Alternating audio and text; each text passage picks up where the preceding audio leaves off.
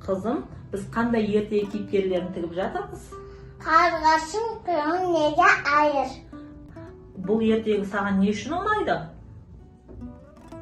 Қарғаштың масаның тілін жолаған. Ой, қарлығаш ерлік жасапты ғой. Қарлығашты жасаймыз ба? Әрине анашым жасайды. Онда маған қарлығаштың қиындарын бере ғой, қызым. Әкел, бере ғой жан. Мен саған қарлығашты тігіп болам дегенше, қазір қарлығашты тігіп берем.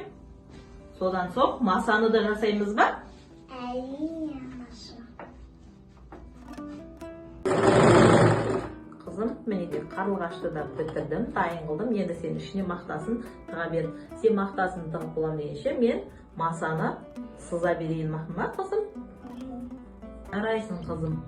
Масаны ертең жасап берем. Ал қазір қарлығаш туралы ертегі айтып берейін бе?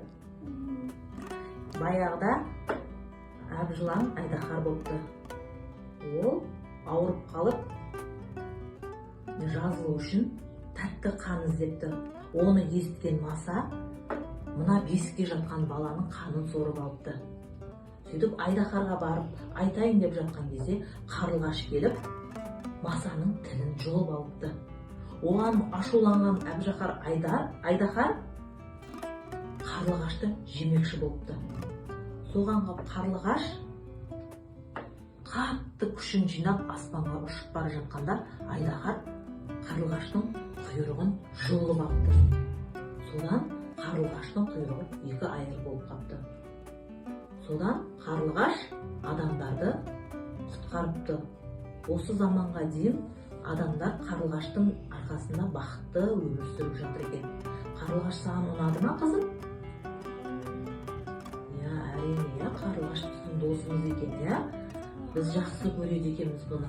Біздің үйімізге келіп, үйін салады екен, адамдарға өте қатты қамқоршы дос екен. Саған қарлығаш ұнайды ма?